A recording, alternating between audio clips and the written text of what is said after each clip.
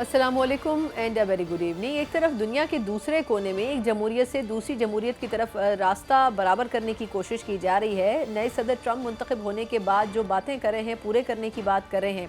दूसरी तरफ पाकिस्तान में जमहूरी अख्तार के हवाले से दिलचस्प और अजीब खबरें सामने आ रही हैं। हर गुजरते दिन के साथ ना तो नए बनने वाले कवानीन के ऊपर कोई बहस की जाती है, ना तो पार्लियामेंट में उसके ऊपर गुफ्तगू होती है, ओपिनियंस लिए जाते हैं, बल्कि यके बाद दीगरे ये कवानीन कानून की शक्ल बन के लॉज की शक्ल बन के नाफिजुल अमल भी हो जाते हैं। अब देखना ही होगा कि आया हुकूमत की तरफ से जो माहिरीन कानून इन तमाम चीज़ों के ऊपर गौर गौस कर रहे हैं, क्या उनके हवाले से तमाम तर चीज़ों के ऊपर सैर हासिल बहस कर चुके हैं या फिर नहीं। दूसरी तरफ ये भी सामने आ रही है बात कि पाकिस्तान पीपल्स पार्टी भी बज़ाहिर ये कोशिश कर रही है कि 26वीं तरमीम के नाम पर जो वादे हुए थे अगर तो वफा नहीं होते तो फिर यकीनन दूसरी जमातों की तरफ रुख इख्तियार किया जाए। और इस हवाले से एक अहम ब्रेक थ्रू हुआ था जब गवर्नर खैबर पख्तूनख्वा और वज़ीर आला खैबर पख्तूनख्वा के दरमियान एक मुलाकात हुई। कहने को तो ये एक रस्मी मुलाकात थी जो कि एक सूबाई वज़ीर की ओर टेकिंग के हवाले से थी, लेकिन यकीनन हो सकता है कि इसमें पीपल्स पार्टी और पाकिस्तान तहरीक इंसाफ आगे के लाहेअमल के लिए किसी इब्तदाई बुनियाद के ऊपर मुत्तफिक होते हुए नजर आए हों। प्रोग्राम के पहले सेगमेंट में इस पर भी बात करेंगे। साबिक वज़ीर आज़म इमरान खान साहब ने भी अटियाला जेल में बड़ी तफसीली गुफ्तगू की, जमहूरियत के ऊपर तनकीद की है। इस वक्त पाकिस्तान की जो सियासी सूरत हाल है उस पर खुलकर बात की है और रिजर्वेशंस का जो इजहार किया है। अब देखना ये होगा कि आया बहैसियत अपोजिशन लीडर उनकी अपनी जमात भी उनको किस तरह आगे लेकर चलती है, और दूसरा ये कि हुकूमत भी उनको एज एन अपोजिशन लीडर किस तरीके से उनके साथ अपना रवैया रवा रखती है। जब खबरें ये हैं कि 190 मिलियन पाउंड केस के हवाले से फैसला अनकरीब आने वाला है। अब देखना होगा कि उस फैसले के लिए भी किस हद तक पाकिस्तान तहरीक इंसाफ तैयार नजर आती है। इन्हीं तमाम चीज़ों के ऊपर भी और उससे बात करने के लिए पाकिस्तान तहरीक इंसाफ के सीनियर रहनुमा भी हैं, वकील भी हैं, शोएब शाहीन साहब मेरे साथ मौजूद हैं। शोएब साहब, बहुत शुक्रिया सर आपके कीमती वक्त के लिए। सर फरमाइएगा, पहले तो मैं आपसे लीगली जानना चाहूँगी कि खबरें ये हैं कि 190 मिलियन पाउंड केस में कुछ ब्रेक थ्रू हुआ है, हुकूमत की तरफ से भी कुछ ज़्यादा स्पीडली काम किया जा रहा है। क्या एक्सपेक्ट कर रहे हैं आप कि डिसीजन आ सकता है? और दूसरा, इस्लामाबाद हाई कोर्ट की तरफ से मुझे तस्दीक कीजिएगा मेरी अगर मैं गलत हूँ, कि क्या ये कहा गया था कि फ़ैसला रिकॉर्ड कर लिया जाए, लिख लिया जाए, लेकिन उसको सुनाया ना जाए। तो ये अगर थोड़ी सी वजाहत कर सकें कि इस केस में कहाँ तक पहुँची है दोनों तरफ से जो टीम्स हैं वो। देखें, इन्होंने जो स्टे दिया था उन्होंने कहा था कि फाइनल जजमेंट ना अनाउंस की जाए। उस हवाले से आज केस दोबारा फिक्स था। नीचे प्रोसीडिंग्स चल रही थी ट्रायल कोर्ट में और वहाँ एविडेंस मुकम्मल हो गई थी। अब हमारी स्टेटमेंट थी बुशरा बीबी की और इमरान खान साहब की सेक्शन 342 की एक स्टेटमेंट होती है, ये मुकदमा आपके खिलाफ क्यों बनाया गया, उसमें हमारी स्टेटमेंट होती है। लेकिन उससे पहले आज ये केस फिक्स था और आज इस केस के अंदर ये फैसला हो गया कि जो लोअर कोर्ट ने गलत फैसला दिया था बग़ैर मेरिट को टच किए, उन्होंने टेक्निकल ग्राउंड्स पे हमारी एप्लीकेशन फॉर एक्विटल डिसमिस कर दी थी और अब वो ऑर्डर सेटिसाइड कर दिया है कोर्ट ने।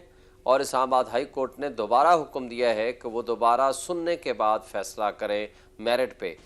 अब ज़ाहिर है वो पहले ये फैसला करेंगे, लेकिन नीचे वाली अदालत में जो राना जावेद साहब इस केस को सुन रहे हैं, बिल्कुल वो कंप्रोमाइज जज है। मुझे ज़ाती तौर पर अभी खान साहब ने उसके ऊपर एविडेंस कोई नो कॉन्फिडेंस की बाकायदा एप्लीकेशन नहीं दी। मुझे उसके कंडक्ट, मैं रेगुलर जा रहा हूँ, उसके कंडक्ट, उसके अंदाज और उसकी गुफ्तगू से मुझे उससे इंसाफ की बिल्कुल तवक्को नहीं है। लेकिन बहरहाल मैं ये उम्मीद रखता हूँ कि ये जो 190 मिलियन पाउंड का केस सुन रहे हैं आप उनकी बात कर रहे हैं सर, ये जो 190 मिलियन पाउंड का सुन रहे हैं आप उनकी बात कर रहे हैं? ठीक ठीक जी, मैं उसी की बात कर रहा हूँ। आज केस था और आज ये फैसला कर दिया है हाई कोर्ट ने कि वो ट्रायल कोर्ट दोबारा सुनने के बाद फैसला करे। हमारी जो दरख्वास्त है कि हमें ब्री किया जाए, इसमें हमने कोई इलीगल गेन हासिल नहीं किया और ये केस नहीं बनता। अब उसके ऊपर मेरिट के ऊपर फैसला होगा।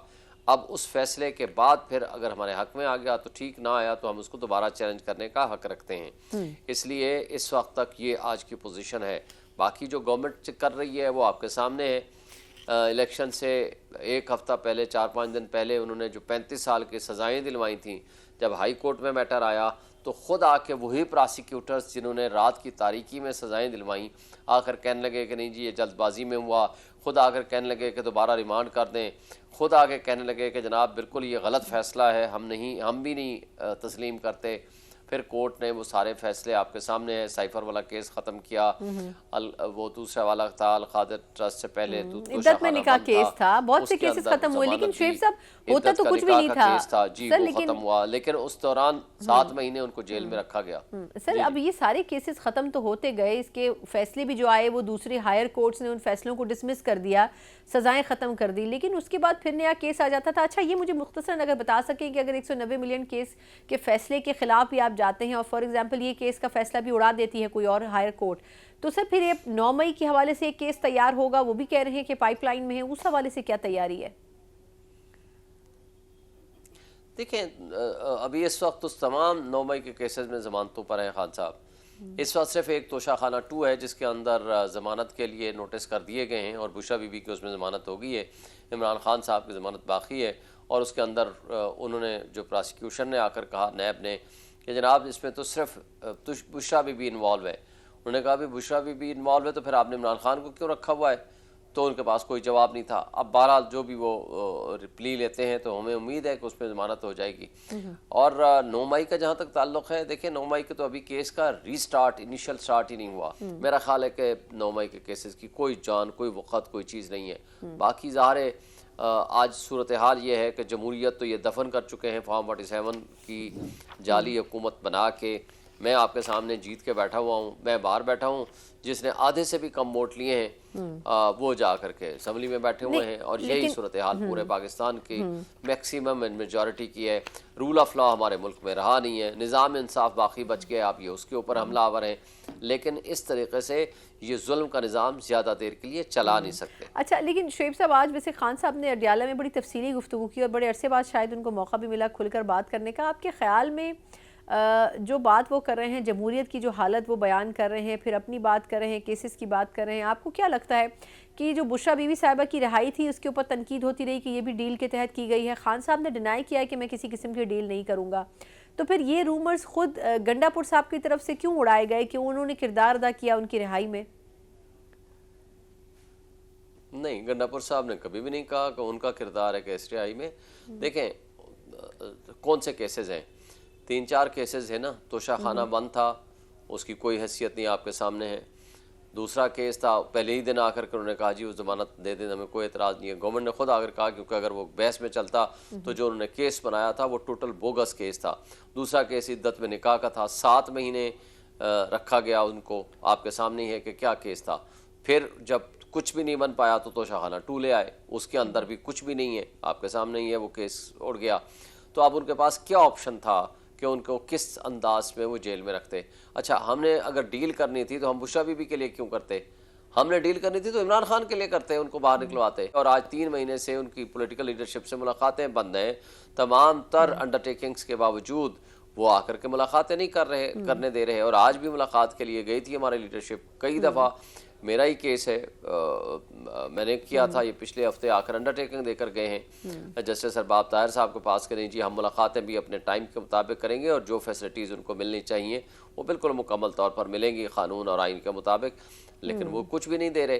तो अगर हमने खुदा ना खास्ता डील करनी हो तो हम खान साहब के लिए करेंगे, लेकिन खान साहब ने तो डील ना की है, ना करेगा, ना ही उनका कोई पर्पज़ है। मेरा नहीं ख्याल कि कोई इस करप्ट सिस्टम को चलने देगा या चलेगा। वो के अलग बात है कि काजी फाइसा जैसे जजेस ने इस करप्ट सिस्टम को आर्जी सहारा दिया हुआ था, लेकिन जिस तरह की ये 26वीं तरमीम की गई, जिस तरीके से जजेस की तादाद बढ़ाई गई, जिस तरह आप उनकी तनख्वाहें बढ़ा रहे हैं, अलाउंसेस बढ़ा रहे हैं, और जिस अंदाज से आज कहते हैं कि लोगों के पास पैसे नहीं है, कौम कुर्बानी दे, कौम कुर्बानी दे, और अशराफिया के लिए आप मराहत बढ़ाए जा रहे हैं। $18 बिलियन सालाना मुफ्त मराहत ये अशराफिया खा जाता है और गरीब आदमी भूख से मर रहा है। इस तरीके से तो मुल्क नहीं चलते। आपने जमहूरियत को जमहूर के फैसलों के मुताबिक चलाना है, अवाम को अपनी हुक्मरानी वापस करना पड़ेगा। मुझे एक सवाल की इजाज़त दें। ठीक, आप दुरुस्त कह रहे हैं। आज ये भी खबर आई कि जिस तरह जजेस की तनख्वाहें, अलाउंसेस बढ़े हैं वो भी बहुत ज़्यादा मिकदार में बढ़ाए गए, लेकिन खैर उसके ऊपर ज़्यादा तबसरा आप मुझसे बेहतर कर सकते हैं। सर ये बताएगा कि आखिरी सवाल करना चाहूँगी कि ट्रम्प की हुकूमत आने के बाद, अभी तो खैर उन्होंने जनवरी में ओथ लेना है, लेकिन अभी से बयानात शुरू हो गए हैं, PTI ने इस पर बड़ा जश्न मनाया, बुखारी साहब ये कह रहे हैं कि वो उनकी फैमिली से राब्ते में हैं, खान साहब के हवाले से उनसे बात करेंगे। दूसरी तरफ ख्वाजा आसिफ साहब ये कह रहे हैं कि अमेरिका में भी इस्टेब्लिशमेंट की हुकूमत है। लेकिन चले, ये अच्छी बात है कि उन्होंने ये अब दबे लफ्ज़ों में ये कह दिया कि पाकिस्तान में किसकी हुकूमत है, लेकिन वो कह रहे हैं कि अमेरिका में भी इस्टेब्लिशमेंट की हुकूमत है और हमें नहीं लगता कि ट्रंप इमरान खान की रिहाई में कोई किरदार अदा करेंगे। तो आपके ख्याल में ये उन्होंने अपने ही पैरों पर कुल्हाड़ी नहीं मारी इस किस्म का स्टेटमेंट देके? देखिए, ख्वाजा आसिफ तो झूठा आदमी है। हर मौका और महल से बदलते लम्हात के साथ इनकी ज़बान बदल जाती है। हमें उससे कोई फ़र्क नहीं पड़ता कि कौन वहाँ इक़्तिदार में आता है, कौन नहीं आता। लेकिन इन कठपुतलियों को खुद डर खौफ पैदा हो गया है। इनको चाहिए कि जो असल हकदार हैं, हक के हुक्मरानी अवाम का है, अवाम ने जिन नुमाइंदों के हवाले किए हैं उनके हवाले करें, और ताकि पाकिस्तान तरक्की करे। यहाँ ब्रेन ड्रेन हो रहा है, आपके सामने है, लोग पैसा लेके मुल्क से बाहर भाग रहे हैं। इस तरीके से ये मुल्क ज़्यादा देर के लिए नहीं चल सकता। बिल्कुल ठीक। बहुत बहुत शुक्रिया शुएब शाहीन साहब सर, आपके वक्त के। तहरीक इंसाफ के सीनियर लॉयर और रहनुमा हमारे साथ मौजूद थे। यकीनन पाकिस्तान तहरीक इंसाफ हर वक्त कोशिश यही कर रही है कि इन केसेस का खात्मा हो सके जिसकी वजह से खान साहब जेल की सलाखों के पीछे हैं। लेकिन टेक्निकली देखना होगा कि आया इन केसेस में किस बुनियाद के ऊपर आया उनको सज़ा दी जाती है और उसका फैसला क्या आता है। एक मुख्तसर वक्फा और उसके बाद अपोजिशन की ही एक और जमात JUIF की तरफ से बज़ाहिर इस वक्त एक खामोशी नज़र आती है, लेकिन इस पर खुलकर बात करने को खुद कोई भी जमात तैयार नहीं है कि जो हालिया बिल्स पास किए गए हैं उस पर उन जमातों का मौक़िफ़ क्या है और उस पर रद्द अमल क्या है। इन्हीं में से एक जमात से बात करेंगे एक ब्रेक के बाद। ब्रेक के बाद एक बार फिर आपको खुशामदीद कहते हैं। जहां एक तरफ पाकिस्तान तहरीक इंसाफ इस हवाले से बड़ी वोकल है कि 9 नवंबर को वो एहतजाजी तहरीक शुरू करने जा रहे हैं, या कम अज़ कम करारदाद की सूरत में ही, लेकिन कुछ ऐसा ज़रूर करेंगे जिससे अपोजिशन की हैसियत से वो एक मरतबा फिर अपने आप को रजिस्टर करवा सकें। क्योंकि गुज़िश्ता पिछले एक महीने के दौरान जिस तरह आईनी तरमीम मंजूर हुई और फिर बिल्स पास हुए, उसमें पार्लियामेंट में शोर शराबे के अलावा बज़ाहिर कोई प्रोडक्टिव काम पाकिस्तान तहरीक इंसाफ नहीं कर सकी। लेकिन उनकी उम्मीदें बहुत हैं एक दूसरी अपोजिशन की बड़ी जमात से, जिसने बहुत ही मुदब्बराना तरीके से इस पूरे फेज़ में काम किया और ख़ास तौर पर 26वीं तरमीम के हवाले से बहुत सी तब्दीलियां करवाने में उनका बड़ा हाथ रहा, और वो है JUIF। लेकिन अब ख़बरें ये हैं कि 26वीं के बाद ही हुकूमत थकी नहीं है, बल्कि 27वीं तरमीम पे काम करना भी खामोशी से शुरू कर चुकी है। लेकिन क्या इस मरतबा वो अपोजिशन की इस दूसरी बड़ी जमात को मुतमईन करने में कामयाब हो सकेंगे? जो एक कंसेंसस की फ़िज़ा पैदा करने की कोशिश की गई थी, क्या वो हो सकेगी एक ऐसे मौके पर जब पीपल्स पार्टी भी बज़ाहिर कोई ख़ास खुश नज़र नहीं आती है? और दूसरा, एक मौके पर ये भी कह चुके हैं कि नंबर्स तो हमारे पूरे थे लेकिन हम फिर भी चाहते थे कि JUIF हमारे साथ हो। तो इन तमाम चीज़ों को समझ बूझ रखते हुए क्या JUIF किस तरीके से अगला कदम उठाएगी, उन्हीं से बात करेंगे। बात करने के लिए जी रहनुमा सेनेटर कामरान मुर्तज़ा साहब मेरे साथ मौजूद हैं। कामरान साहब, बहुत शुक्रिया सर आपके वक्त के लिए। सर फरमाइएगा कि 26वीं तरमीम के हवाले से भी बड़ी मरतबा आपसे प्रोग्राम में बात हुई, अब कह रहे हैं कि 27वीं पर काम शुरू है। इसमें कोई एक वाज़ेह एजेंडा JUIF के जहन में है कि किन किन चीज़ों के ऊपर बात, क्योंकि ख़बरें यही आ रही हैं कि जो नुकात रह गए थे 26वीं तरमीम में वही नुकात 27वीं तरमीम में लाई जाएंगी। तो इस हवाले से कोई बातचीत हो सकी है पार्टी की सतह पे? हमने अपने तौर पे सोचा है, अपने तौर पे डिबेट किया है अपने अंदरूनी हलकों में, और हम इस नतीजे पर पहुंचे कि 3 बातें हो सकती हैं 27th अमेंडमेंट में, अगर ये फीलर नहीं है तो। पहली बात ये हो सकती है कि जो लेफ्ट ओवर एजेंडा है 26th अमेंडमेंट में जो रह गया था और जो हमसे मनवाने की कोशिश की और नहीं हो सका, वो शायद वो दोबारा कैरी करने की कोशिश करें, ये एक बात हो सकती है। दूसरी सूरत हाल ये हो सकती है कि 26th अमेंडमेंट में कुछ गलतियाँ अगर हैं और यकीनन हैं, तो उन गलतियों को ठीक कर लिया जाए, दूसरी बात हो सकती है। और तीसरी बात, दोनों को मिला के यानी उन गलतियों को भी और उस एजेंडे को भी जो लेफ्ट ओवर है इकट्ठा लाया जाए, ये मुमकिन है। तो अब देखते हैं कि ये क्या करते हैं, मगर हमने हमारा ज़हन किया है इस मामले में कि वो जो लेफ्ट ओवर एजेंडा है उसके ऊपर हम किसी कीमत में हम उनके साथ नहीं चलने के। कोई गलती ऐसी आए जिसमें कोई गलती जो है जिसकी वजह से कोई प्रॉब्लम क्रिएट हो रहा हो, तो इस पे बात यकीनन हो सकती है। दुरुस्त। ये हमने अपने अंदर क्लैरिटी के साथ डिसाइड किया हुआ। ठीक। अच्छा सर, ये बताइएगा कि एक और चीज़ भी जो कि पिछले कुछ दिनों होती रही सियासी तौर पर, आपने देखा कि पार्लियामेंट में एक माहौल बना हुआ था, एक के बाद एक बिल्स लाए गए, कभी सर्विसेज चीफ्स की जो टेन्योर है वो बढ़ाने का, फिर चीफ जस्टिस साहब के हवाले से, फिर जजेस की तादाद के हवाले से बिल्स आए। बहुत सारी चीज़ें उन्होंने पार्लियामेंट से बिलों की सूरत में मंजूर की। तो एक तो ये कि ये तनकीद हो रही थी कि जो चीज़ें वो तरमीम में नहीं ला सके वो बिल्स में ले आए। एक तो ये कि क्या ये दुरुस्त बात है कि जो चीज़ें वहाँ पर नहीं कर सके वो यहाँ पर अमल दरामद करने की कोशिश की, और दूसरा ये कि वो जो बिल्स लाए गए उसके ऊपर आपकी क्या राय है? देखिए, ये चीज़ें शायद उन्होंने किसी न किसी सूरत में लाने उनके ज़हन में था, जो कि हमें नहीं पता था। और ये सारी चीज़ें उन्होंने लानी थी आम कानून साज़ी के तहत, और आम कानून साज़ी के तहत ही लाए हैं। 26th अमेंडमेंट को तो हमने डाइल्यूट कर दिया, और उसको जिस तरह से जितना उसका तलख़ी निकाल सकते थे, वो तलख़ी निकाल चुके थे। अब ये आम कानून साज़ी थी, और इस आम कानून साज़ी को भी उन्होंने उसी भोंडे अंदाज़ में लाने की कोशिश की, जो हरकत उन्होंने मिड सितंबर में 26th अमेंडमेंट लाने की कोशिश में की थी, और उन्होंने फॉर ग्रांटेड लिया था हमें भी, और बाकी अपने मेंबर्स को तो खैर उनकी फॉर ग्रांटेड लेते ही लेते हैं। वो उनको शायद पता भी नहीं था कि उसमें क्लासेस कितने हैं और कौन-कौन सा क्लास है। तो हमें भी लेके, और उन्होंने कहा था कि जी नहीं, बस सुबह जो है ना वोट देना है, और पता नहीं उनके पास मफरूज़ा क्या था कि वो वोट देने पे जो है ना वो हमको अपना वोटर समझ बैठे हुए थे, जिसको फिर 5 हफ्ते तकरीबन डिले किया गया, और उसकी तलख़ी को कम करते-करते जो है मौजूदा शक्ल में लाया गया, जिसमें हमने अपना एजेंडा भी कैरी करवाया, जो हमारे मंशूर के मुताबिक था। मगर ये जो आम कानून साज़ी है, ये उन्होंने गो के उसी भोंडे अंदाज़ में, उसी ख़राब अंदाज़ में ये की है, और उसको भी छुपा के, और एक अजीब-व-ग़रीब जो है ना स्टाइल था उनका, जिसमें उन्होंने मज़ीद जो है ना उन अदारों के मुतालिक जिनसे ये कानून साज़ी ताल्लुक़ रखती थी, उनको भी जो है वो रुसवाई का निशाना बनाया है। जो कुछ पार्लियामान में हुआ, और जिस तरह से हुआ, इनके पार्ट पे हुआ, इनके मुखालफों के, एक मुखालफों के हम भी मुखालिफ हैं, मगर हमने एक रीजनेबलनेस जो है ना उसमें अपनी बरकरार रखी, हमने अपना एक वकार के साथ उसको अपोज किया। मगर जो कुछ किया उन्होंने, उनको भी रुसवा किया, अपने को भी रुसवा किया। तो ये रुसवाई जो है ना, ये ठीक। इनकी अपने तरीकाकार की वजह से आई। अच्छा, लेकिन सर ये बताइएगा कि अब आजकल ख़बरें ये आ रही हैं कि ख़ास तौर पर अब जिस तरह ये बिल्स आए हैं उस पर JUIF ने एक अलग मौक़िफ़ अपनाया है। तो ख़बरें ये हैं कि पाकिस्तान तहरीक इंसाफ एक मरतबा फिर चाहती है कि आपकी जमात से बातचीत की जाए और मिलकर कुछ कंसेंसस के साथ आगे बढ़ा जाए। इस पर अभी क्या तय हो सका है? बातचीत तो पहले भी उनसे हो रही थी, लेकिन आखिरी मौके पे PTI पीछे हट गई थी थोड़ा-सा। नहीं, आखिरी मौके तक भी नहीं हटी थी। आपको आखिरी जो प्रेस कॉन्फ्रेंस होगी याद, मौलाना के घर के सामने मैं मौजूद था, चूंकि कैमरे में नहीं था, मगर कैमरे से पीछे था, और जिसमें बैरिस्टर गोहर साहब और मौलाना साहब ने इकट्ठे प्रेस कॉन्फ्रेंस की थी, और उसके बाद जाके हमने वोट कास्ट किया था। उसकी उस दिन का, जिस दिन वोट कास्ट हुआ है, उससे पहले की 1 घंटे की प्रेस टॉक जो है ना, आप निकलवा के देख लीजिएगा। तो उस वक्त तक वो सारा कुछ जो है उन्होंने एग्री किया, मगर डिसाइड यही हुआ था उनके पार्ट पे कि वो वोट नहीं करेंगे।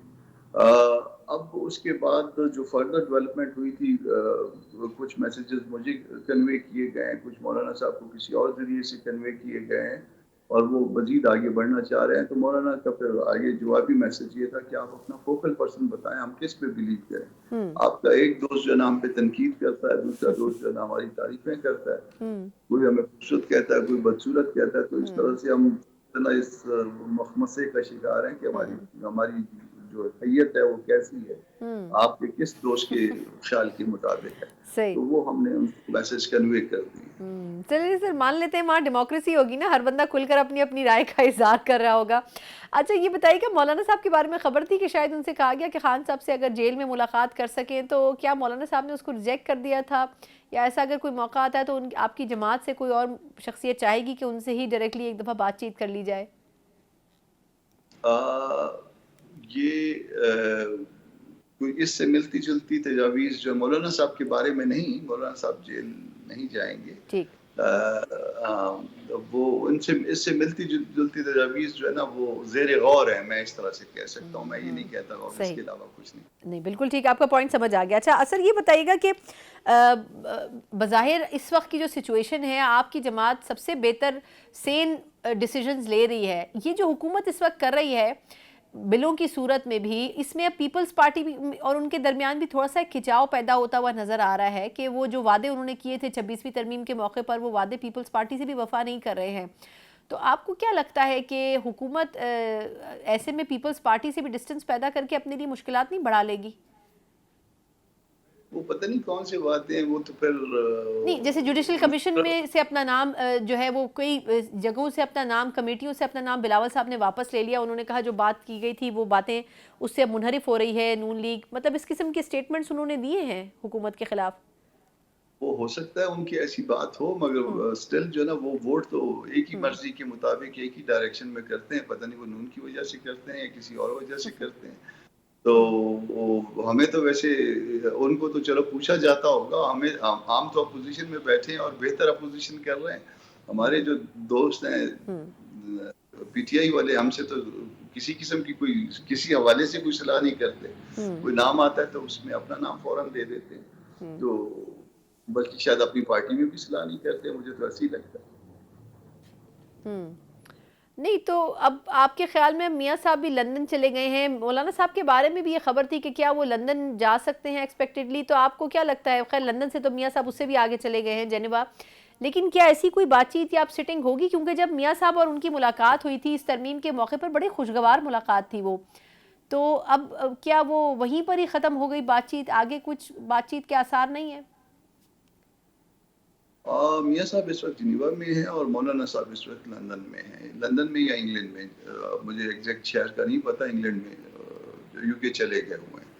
तो मुलाकात का कोई प्रोग्राम नहीं है। मुलाकात तो हो चुकी, हमारी जाती उम्रा में मुलाकात हुई थी। मियाँ साहब से हमने अच्छा खाना भी खाया था उनके यहाँ, और उसके बाद आए थे यहाँ पे, लाहौर से हम आए थे। तो मुलाकात तो हमारी हुई है। मौलाना साहब का और मियाँ साहब का एहतराम का रिश्ता भी है यकीन, मगर सियासी हवालों से मेरा ख्याल है, मुझे नहीं लगता कि कोई इस वक्त ऐसी बात है जिस पे इकट्ठा होकर चला जा सके। शायद मियाँ साहब, बड़े मियाँ साहब की बात कर रहा हूँ, मेरा ख्याल है वो इतने पुरुम्मीद शायद वो खुद भी नहीं है सियासी निज़ाम से, और इसीलिए वो शायद मुल्क छोड़ के चले गए।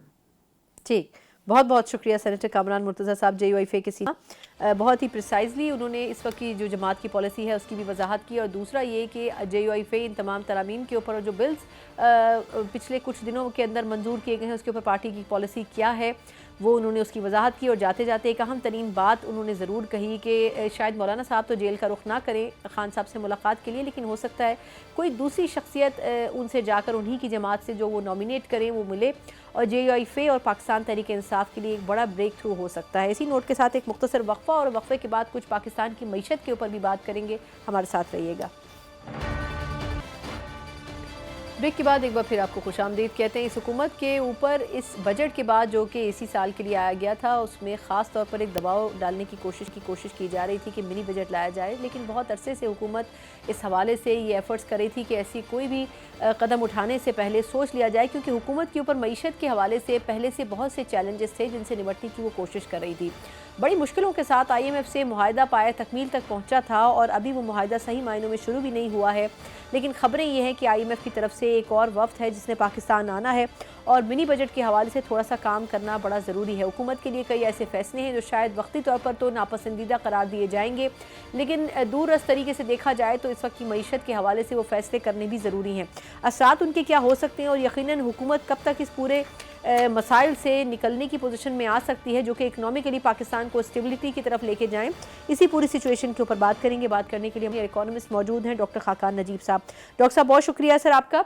सर ये बताइएगा कि एज़ पर एक्सपेक्टेड है ये विज़िट जो था IMF की तरफ से, क्योंकि अभी मीटिंग्स हुई, अभी एग्रीमेंट के करीब हम पहुँचे, हमने कहा कि IMF से हम मुआहदा कर चुके हैं, तो आपके ख्याल में कोई रिव्यू की सूरत है ये जो वफ्द का आना है, या फिर ये रूटीन की कार्रवाई है?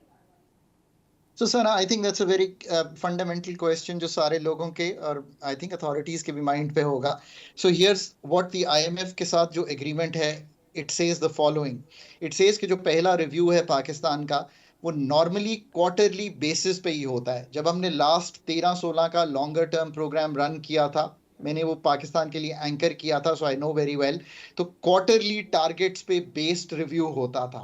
सो हम 12 रिव्यू कराते थे 12 क्वार्टर्स पे मुहीत. इस दफ़ा ये चीज़ तब्दील हुई और ये तय हुआ कि 6 महीने यानी कि दिसंबर तक के टारगेट्स पे पहला रिव्यू समटाइम फरवरी जब भी नंबर आ जाए या मार्च में जाकर होगा.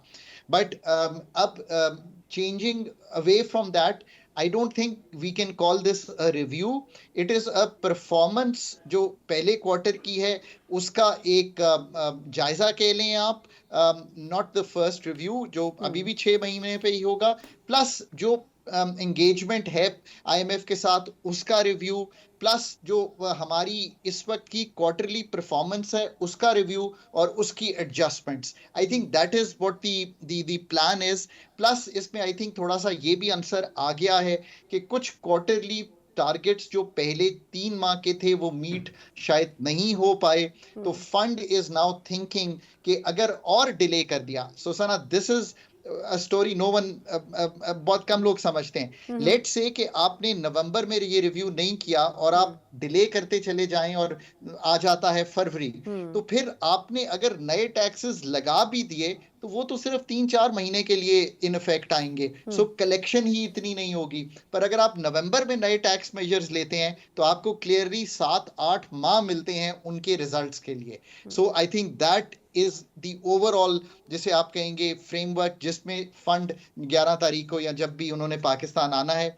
कुछ और चीजें ऐसी हुई हैं इस प्रोग्राम में सना, एक और चीज बहुत डिफरेंट है, and I never would have agreed to this, that is कि हमने अपनी प्रोविंसेस को रोप इन कर लिया है इस प्रोग्राम के फ्रेमवर्क में। पहले ऐसा नहीं होता था। मैं हमेशा फंड जब पाकिस्तान से मैं डील करता था तो हमेशा मैंने ये कहा था कि यार हम फेडरल गवर्नमेंट हैं, हम आपसे फेडरल गवर्नमेंट के जो कंसोलिडेटेड फ्रेमवर्क हैं उस पर गुफ्तगू करेंगे। अब एग्रीकल्चर इनकम टैक्स हो, नेशनल फिस्कल पैक्ट हो, बहुत सी चीजें, प्रॉपर्टी टैक्स हो, इन सब पे जो रोप इन कर लिया गया है प्रोविंसेस को। सो आई थिंक वो इस दफा प्रोविंसेस से भी जून जुलाई में शायद उतनी डिटेल में गुफ्तगू नहीं हुई है, उस पे भी बातचीत होगी। फिर आखिरी बात, आपने ताजिर दोस्त में कहा 10 अरब पहले क्वार्टर में आएंगे, मेरा ख्याल है चंद 100 मिलियन रुपए आए। सो FPR का शॉर्टफॉल, ताजिर दोस्त बहुत बड़ा शॉर्टफॉल। अब प्रोविंसेस से क्या बात हुई थी सना, ये बात हुई थी कि 342 अरब का वो देंगे आपको सरप्लस, उन्होंने नहीं दिया वो सरप्लस। ये है ओवरऑल तनाजुल जिसमें पाकिस्तान का ये एंगेजमेंट। मैं आपकी जो गुफ्तगू से समझ सकी हूँ, इसका मतलब ये है कि विफाक की तरफ से तो एफर्ट्स किए गए, कुछ इक़दामात करने की भी कोशिश की गई, लेकिन इसमें सूबों की तरफ से इक़दामात भी बड़े इंपॉर्टेंट हैं और सूबों का ताउन भी ज़रूरी है। तो आपके ख्याल में बज़ाहिर इस वक्त अगर हम एवेलुएट कर सकें तो कौन सा सूबा है जो IMF के हवाले से ज़्यादा बेहतर परफॉर्म कर रहा है, या हम समझ सकते हैं कि सपोर्टिव रोल में है? दूसरा, मुझे ये बताइएगा कि ये जो भी स्टेप्स इस वक्त IMF के मुज़ाकरात के बाद या बातचीत के बाद अगर हुकूमत उठाती है, तो आपके ख्याल में इससे महंगाई में, तो क्योंकि आम आदमी को तो महंगाई से ही वास्ता है, तो उन चीज़ों के ऊपर आपके ख्याल में कितना फ़र्क पड़ेगा? सरा, पहली बात यह कि एक नेशनल फिस्कल पैक्ट था जो साइन करना था, जिसको मैं हमेशा कहता हूं कि चूंकि हम NFC नहीं किया, हमने मतलब कहाँ 2010 से लेके 7th NFC से आज यहाँ पे खड़े हैं, हमें खुद कर लेना चाहिए था। तो IMF ने आके आपको एक नेशनल फिस्कल पैक्ट करा दिया। एंड आई वुड से कि KPK में हुकूमत नहीं है, पंजाब में है, सिंध में कोलिशन पार्टनर्स में है, बलूचिस्तान में पार्टनरशिप में है, सब प्रोविंसेस ने उसको साइन कर दिया। So I mean you know, a pat on the back on every province, वो सब रियलाइज कर गए हैं। आई थिंक ये नैरेटिव सना क्लियर हो गया है कि फंड के बगैर पाकिस्तान को चलाना डिफॉल्ट के दहाने पर खड़ा करना था, जो कि एक गलत पॉलिसी थी। अब चलाकर आपने एक मैक्रो स्टेबिलिटी बना ली है और उसी में चलना है। अब प्रोविंसेस में आई थिंक पंजाब का शायद ज्यादा शॉर्टफॉल है, ये जो प्रोविंशियल सरप्लस का शॉर्टफॉल है। अब एग्रीकल्चर इनकम टैक्स जो है उसका इजरा होना है आई थिंक जनवरी से, सो उस पे बातचीत होनी है। सो अभी आई थिंक कोई प्रोग्राम बहुत ऑफ ट्रैक नहीं हुआ। आई थिंक के एडजस्टमेंट्स छोटी मोटी दरकार हैं जो कि कर लेनी चाहिए, और उसमें प्रोविंसेस से शायद ज्यादा इस दफा एंगेजमेंट हो सकती है, लास्ट टाइम ना हुई हो। और जो दूसरा आपका सवाल है, देखिए अगर तो नए पॉलिसी मेजर्स करने पड़े, जो कि मैं समझता हूं कि शायद अगर आप फंड को सही तरह कन्विंस करें IMF को, तो नहीं करने पड़ेंगे, क्योंकि आपने खुद कहना शुरू कर दिया। मसलन अब देखें ना, मैं हमेशा कहता हूं कि एक तो स्ट्रेटेजिक पार्ट है ना, हमने डिस्कस किया कि ये होगा फंड से ये होगा, एक सना टैक्टिकल पार्ट है। अब आप ये अंदाजा करें कि न्यूज आइटम जो आप और मैं डिस्कस करेंगे ना, इसका जब न्यूज बनेगी तो फंड का एक दफ्तर क्यू ब्लॉक में बैठ के उस न्यूज को नेथन पोर्टर को अमेरिका भेजेगा कि ये गुफ्तगू हो रही है। खुद FPR अथॉरिटी से ये खबरें पाकिस्तान के जरीदों में छपना शुरू हो गई कि पहले 6 माह में 300 से 350 अरब का गैप आ रहा है FBR की कलेक्शन में। अब आप मुझे खुद बताइए, टैक्टिकली हर मुल्क और ये मैं पाकिस्तान के बारे में नहीं कहता, स्ट्रेटेजिकली तो चलें, जो निगोशिएशन करते हैं मुल्क, जब वो टैक्टिकल पे आते हैं, आपने खुद ये खबर क्यों दी? फिर दूसरी एक खबर आई कि जी macro physical framework, large scale manufacturing इतनी नहीं बढ़ रही, इन्फ्लेशन कम हो गई है, पाकिस्तान की इंपोर्ट्स कम हो गई हैं, सो ये सारा तब्दील हो गया है again. So these things alert the fund. So you have to be tactical. So I really hope कि tactically सूबों को साथ बिठा के उनसे negotiate करके. सना, एक बात मैं हमेशा कहता हूँ कि पाकिस्तान के को इस वक्त फंड के बगैर नहीं चलाना चाहिए, पर मैं अब ये भी बताना चाहता हूँ कि 24 में से जो लॉन्ग टर्म प्रोग्राम है, पाकिस्तान ने कभी भी कोई सवाए 13-16 के कंप्लीट नहीं किया. ये एक सीरियस थॉट है, और ये सीरियस थॉट इसलिए है कि जब मैं हुकूमत में आया तो उस वक्त के वजीर खजाना ने मुझे ये जुमला कहा कि यार पाकिस्तान को तो वन ट्रांश कंट्री कहते हैं, and I was very unhappy to listen to this. जब हमने 13 का प्रोग्राम टेकअप किया, साइन किया, उसको आगे चलाया, पूरे 12 रिव्यूज पाकिस्तान के क्वार्टरली बेस्ड कराए, कभी हिकअप नहीं आने दी, तो एक बड़ी प्रोफेशनल टीम बिल्ड करने की इजाज़त मिली थी और हमने की वो, और उसको डिलीवर किया पाकिस्तान की जिसे आप कहेंगे टर्म्स पे. आज प्रोग्राम में मुझे ये ज़रूर लगता है कि हमारी जो निगोशिएशन साइड है वो शायद गिवन ज़्यादा कर रही है, इतनी ज़रूरत नहीं है. अब स्टेबिलिटी है, चीज़ें आपके हाथ में है, आप टैक्टिकली थोड़ा सा इसको ध्यान से चलाएं तो शायद प्रोग्राम चलता रहेगा. ठीक, बहुत बहुत शुक्रिया डॉक्टर खाकान नजीब साहब, सीनियर इकोनॉमिस्ट. यकीनन इस वक्त की जो इकोनॉमी की सूरत हाल है उसमें इक़दाम तो बहुत से किए गए हैं, उनके नताइज भी होंगे, लेकिन उसके नताइज के नमूदार होने में शायद थोड़ा सा वक्त यकीनन लग जाएगा. IMF का वक्त पाकिस्तान में तो ज़रूर आ रहा है, लेकिन यकीनन जो निगोसिएशंस या अंडरस्टैंडिंग दोनों के दरमियान मौजूद थी हुकूमत और IMF के दरमियान, उसके ऊपर मिनोन अमल करना बड़ा ज़रूरी है, वरना तो फिर यह माहिदा भी कटाई में पड़ता हुआ नजर आएगा. इसी नोट के साथ प्रोग्राम से मुझे इजाज़त दीजिए. अल्लाह हाफ़िज़.